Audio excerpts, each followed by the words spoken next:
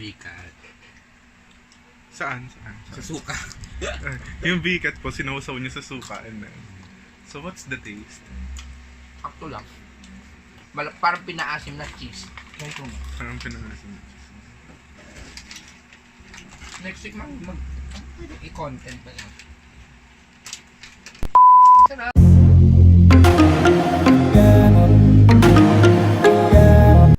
Everyone, Deb here, and you are now watching Deb Kaga Vlog. And for today's vlog, I'm gonna answering those love questions na sobrang tagal na. Ngayon ko lang siya ita-try edit. And since I got a lot of good feedbacks dun sa last hashtag Ask Deb segment ko, ito na yung hinihintay niya. So, are you ready? Ito na, sasagutin na. And FYI guys, this will be a 2-part video, kaya abangan niyo yung second part kasi medyo mahaba yung usapan. Kaya ini-inform ko kayo maaga pa lang na makamapor kayo. Kung hindi kayo or you're not in the type of this kind of video, pwede nyo namang i-skip na sa inyo, pero magugustuhan nyo to. By the way, this is my first vlogmas video kasi magpapasko na, so yun, makikiuso tayo. Siya nga pala, comment love para ma-shoutout ko kayo at the end of this video or sa next video ko pala, next upload. So, comment love again. I invited some of my friends para malinaw, meron akong kausap dito, meron akong negative and positive or merong mag-a-agree sa akin. So, eto sila. Oh guys, ayan, nandito na sila. This is my friend, Hidri and Elram. Siling tutulong sa akin para masagot yung mga katanungan kasi syempre mahirap mag-diskusyon ng mag-isa, so kailangan, I think meron akong kasama dito para merong negative or positive side. So I will be portraying the negative side. Hindi, or okay naman, merong mag-a-agree sa sasabihin ko, yung ganang bagay. And of course, we'll do a mukbang also. Street foods mukbang. We will introduce our food, so pakita natin. Ayan. And let's... So what we have here is chicken. Oh then my God. Kwek-kwek. Tapos yung small version tokneneng. And then balot yung isa. May balot? Yan. Oh, Fried balot balot. yung isa. Fried balot to guys. Tokneneng. Tokneneng na balot. Tapos siomai. And then corn dog. Ito bago to sa Hindi siya usual na street food, pero nakita lang namin siya kanina along the street. Nabili lang namin yun sa plaza. Tapos ito, ako nag-suggest nito, dynamite, kasi I wanted something challenging naman. Gusto ko yung maanghang. Tapos, chicken skin. Ayan, chicken skin. And of course, kapag may mga food, meron kami mga dips. Nakakatakot kasi baka matapon dun sa higaan namin. Bawal kasi masyadong gumalaw. Bawal masyadong gumalaw. Meron ditong ketchup, mayo, suka, and may toyo na suka. Yun lang. Also, we have Tapos here tissue. na We also have buttered buttered corn. corn. So ayan guys, disclaimer lang. Hindi kami love experts or love guru. But we have to try our best na sagutin yung mga tanong nyo na sinend nyo dun sa Facebook account ni Andrew. Nag-comment sila. Nakakakinig So we'll try our best to give answers to all of your questions. Opinion lang namin to guys. I believe opinion mo. This will just be our opinion, so whatever It is. Respected. Kasi opinion lang. naman Opinion natin. lang. You can also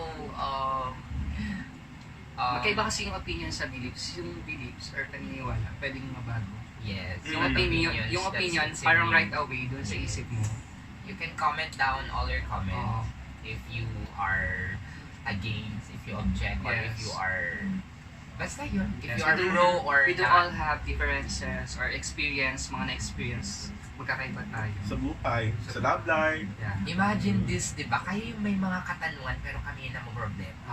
Oo. So, mahaba na yung intro namin, kaya simulan na natin. Okay, let's do this. Okay, first question from Stephanie Jing Boynosa.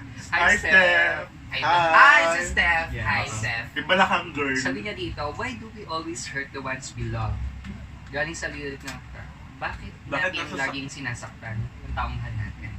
Oh, ganun eh. Why do we always hurt the ones we love? Siguro, I-replace na lang natin, bakit natin nasasaktan yung taong mahal natin? In so many ways, lagi talaga nating, or merong times na nasasaktan natin yung taong mahal natin. Like for example, yun nga, katulad ng sinabi ko kanina, we all have differences. Yung thinking, yung perception ng tao, parang magkakaiba. For example, ako, madali akong masaktan in a way na yung matataas na tono, na ano na ako doon, ma-hurt na ako. Ikaw? Naalala ko, umiyak ka nga sa Will Good. Mabilis akong Bakit nga ba natin sinasaktan yung mga taong mahal bakit natin? nasasaktan na lang? Ganun. Bakit? Okay. Para sa akin siguro it's our way of proving our worth. Parang doon natin mababase, halimbawa, hindi naman natin intentionally nasaktan siya, pero parang doon natin masusukat Yes. yung Doon, love. exactly. Diba? Parang it's not our intention to hurt them, but it's our intention to prove our worth and our love. Parang ganon, no? Right. Ano kasi, napamahal na tayo sa taong yun, then halos lahat ng flaws na nakikita na natin sa kanila is, kunyari, hindi natin gusto, tayo na lang yung mag-iisip na nasasaktan tayo. Kasi, especially kung hindi natin siya ganun kamahal or ganun kakilala nung una pa lang, kahit sinasaktan ka niya, wala lang. Pero pag yung taong yun, binigyan mo na ng halaga or pagmamahal, dun ka na masasaktan. Tama. Halimbawa, simpleng halimbawa lang, may gusto kang itanong, alam mo naman yung sagot, di ba? Parang sinasaktan mo siya or sinasaktan mo na rin yung sarili mo, alam mo naman nga yung sagot. Pag-aawayan nyo pa yun, di ba? Ang tanga. Di ba first question pa lang nahihirapan na kami. Kaya I decided to have colleagues ka ba? Peers. Peers. Tama. Sana na-satisfy ka namin sa sagot namin. Next question from Yam Yam Portugal. Oy, May, kaway tayo. Sino yan yan? May. Hi! Friend ko to sa Bicol. Naging katrabaho. Na-meet ba natin siya? Hindi. Never. Never. Never pa. So once pa lang naman tayo pumunta ng Bicol. Twice na sa akin. Twice na okay. siya. Hi naman. Hi May, ito yung tanong niya, medyo comedy. Kung sakaling ikakasal ka sa babae, pwede bang maging tayo? Or pwede bang tayo? Ay, ganito na lang. Ganito na lang. Kung ikakasal kayo, or tayo sa babae, anong, as a member of LGBT, Ako personally, I'm not closing doors. I don't wanna jump into the conclusions na ayoko. Pero I still have plans or I still have dream of having my own family. So I'm not closing doors. Kaya hindi ko rin linilimit yung sarili ko na bakla ako dapat ganito lang. Pero di ba, nandun pa rin yung pangarap mo na bumuo ng pamilya. So hindi naman siguro ikakabawas ng pagkabakla mo kung nakangarap ka lang naman magkaroon ng pamilya, di ba? Tama. We all have naman ng ganun eh. Tulad ko, siguro pag dumating ng time na bigay talaga sa akin ng Lord babae para sa akin, hindi ko. Wala namang sumagot. Ako Ay, din. nasa perception mo naman yun eh. Sorry ang awkward pala pakinggan kapag sinasabi mo na from you na binigay na ni Lord yung pangarap mong babae. Awkward, di ba? Hindi. Siguro kasi may mga naging special someone na rin naman ako na girl. Ako naman personally, okay lang sa akin. Yun, katulad mo, hindi ko rin kinuklose yung pinto para sa ganito. Diba? Kasi ako parang open sa akin or parang gusto ko na yung responsibilidad, yung parang I will take this, hindi ko sasabihin challenge, I will take this opportunity siya eh, na magkaroon ka ng magandang pamilya. Tapos yung alam pakiramdam na aarugain mo, meron kang palalakihin, meron yung gano'n, feeling. Yun, gano'n. Kaya na, satisfied ka na, ha? Okay, next from Joshua Gook. Hello Joshua Gook, kaway kayo sa Sino ba yan? Si Hi, Joshua Gook Joshua. is a member Sino yan? of Cavite YouTube Vlog. Or Cavite hi. YouTube Kasama mo siya Vloggers. dun sa last, Yes, nung- sa meetup na. sa gitna, dun sa Imus. Ang tanong niya, medyo comedy rin to, hindi siya related sa love question. Or, pwede siguro. Kung makakabuntis ka, ano gagawin mo? Same as, last same. question. At medyo relevant din sa yun. Siguro, napakinggan mo yung mga sagot namin kanina. I think, okay na yun. Ako, syempre, hindi, ako personally, syempre kapag nagutan ko. Oo. Oo naman. Kasi ayoko ng broken family. Oo naman. Yun lang yun. Kaya, Kahit no matter what, kung anong sabihin nila. oo. Diba? Ako, ang fear ko Laban. lang, Laban tayo. laban. Ako ang mindset ko naman, siguro hindi pa naman tayo nandun sa sitwasyon na yun eh. Hindi pa natin pwedeng sabihin na handa na tayo eh. Pero, Ako ang fear ko lang. We try our best lang. oo. Tatry na lang natin kung ano yung makakaya natin. Tsaka hindi na, never siguro magiging mindset natin na hindi blessing yun. Mm-hmm. Kasi May mabubigay bigay ni Yes, Lord yes. yun. Ako, ang fear ko lang dito yung... ako kasi, takot ako sa... Kasi Oo. naranasan ko yung pagbubuli. Yung ayok, baka maranasan kasi ang anak ko. Naiisip ko pa lang parang takot na. Kasi, Sa school, to be transparent, I'm a gay man. Tayo. Diba?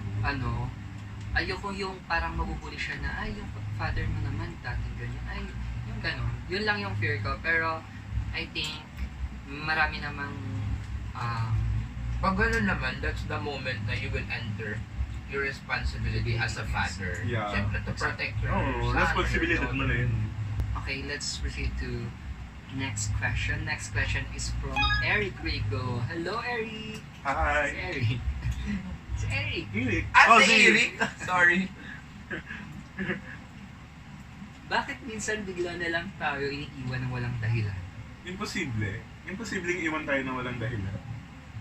Siguro nagsawa lang or may nakitang iba na akala nila much better yung taong yun. Diba? Minsan ganon. Pwede. Or nagsawa sa'yo kasi... Oh my God, ayoko na magsalita baka. Ako, Wala hindi, disclaimer. hindi ka kasi pwedeng hindi iwan ng Oo, walang dahilan. naniniwala There din is ako. always a big reason Yeah. behind. Hindi, sa context naman na yan, na yung question bakit ka nga ba iniiwan ng walang Vice versa. dahilan, it's either nasa side niya or nasa iyo. Ah. So bakit ka niya iiwan ng walang dahilan? It's either may Mm. problema ka or may problema siya. It's either hindi Parang siya sa'yo may problema. oo, hindi ka masaya sa kanya or hindi siya masaya sa Or pwedeng, ikaw lang yung masaya sa relationship dalawa, pero siya hindi masaya. dahil ikaw Ang solution dito, communication. Maghiwalay na lang tayo. Dapat, Ano ba yan? dapat meron kayong magandang komunikasyon sa Yeah. isa't isa. Dapat, one of the best key to sustain a relationship is communication. Ako, I believe so. personally ako, kasi hindi ako ma-text. Hindi ako ma-chat na tao, hindi ako pala tawag. So, Ako importante sa akin yung updates.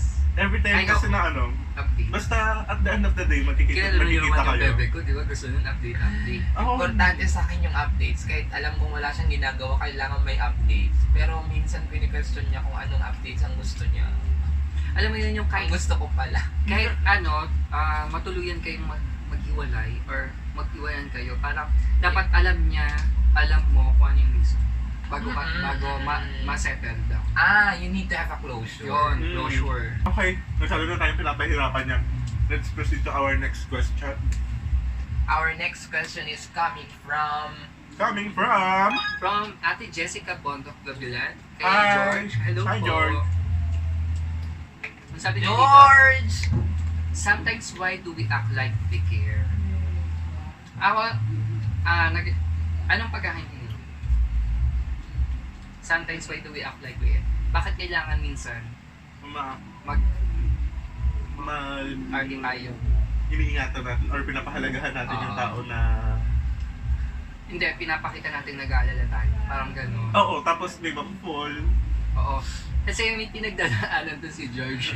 Oo, tapos Meron ganyan yung tanong mo. Dadamay mo pa kami, ha? Alam- Dadamay mo pa kami. Bakit kita pulo ko, George? Ako, parang gets ko yung gusto niyang Point out. i-point out na bakit eto may panahong pinagdadaan ako pero bakit kailangan mong umante na parang nag-aalala ka sa Oo. wow! I think gano'n. Oo. Nag-iinarte ka lang, Why George. do we act like we care? Was it just an act? Or you are really intended to care?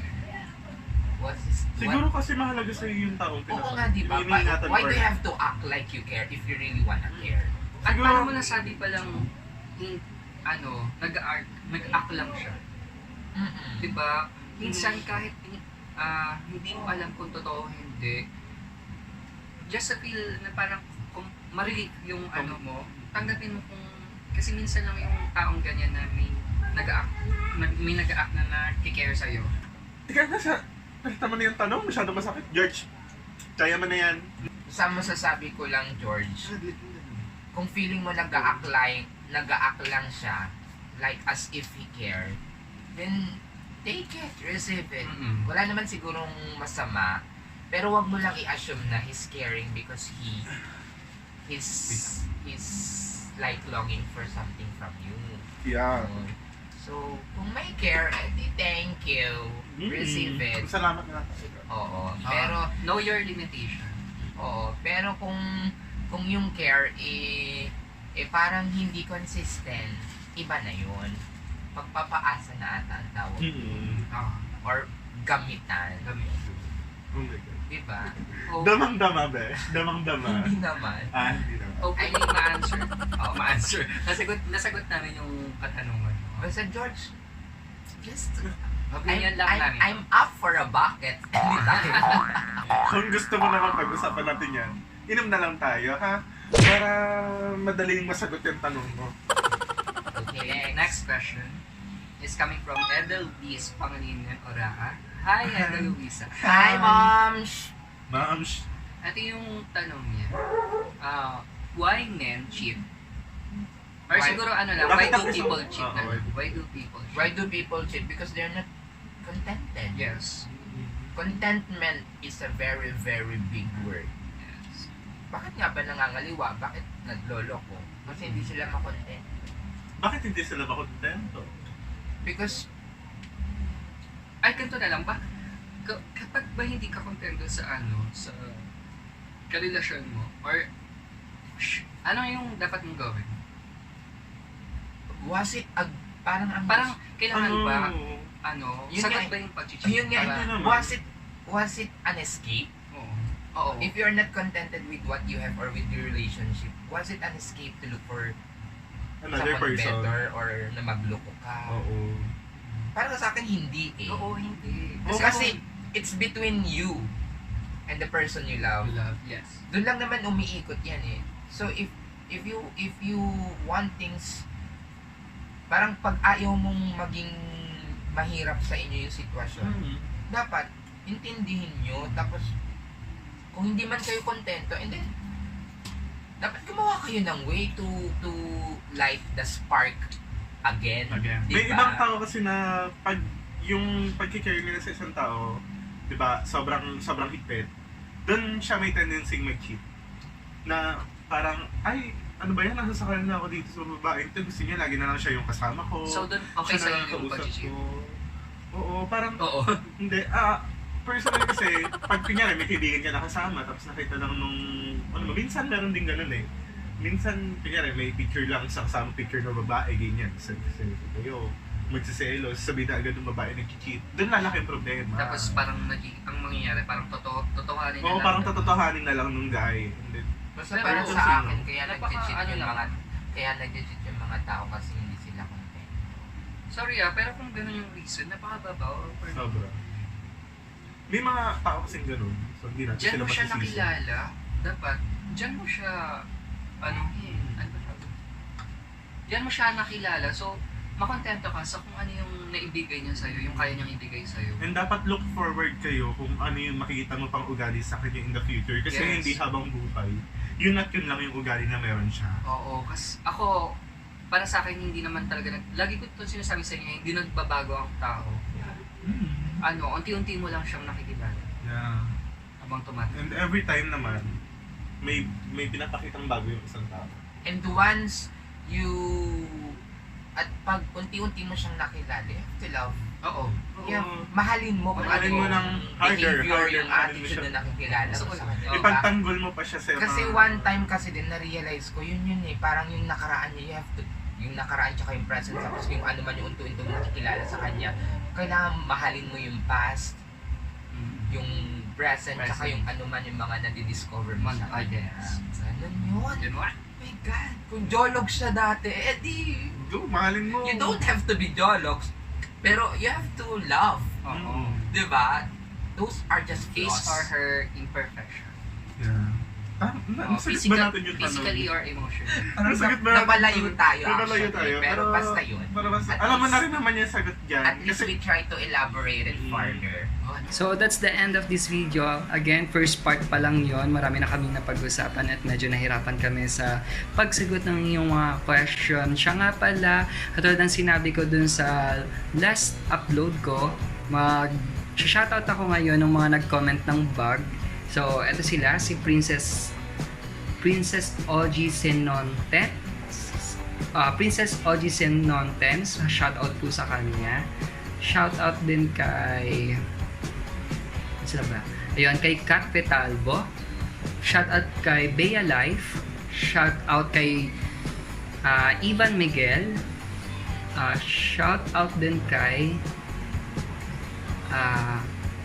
Peng TV. Hello sa inyo. Thank you for participating. Wow. Ano yun? Talk show. Char. And thank you for watching again. Subaybayan nyo sana yung second part nitong video. Thank you so much. Please like, comment, and subscribe. Thank you.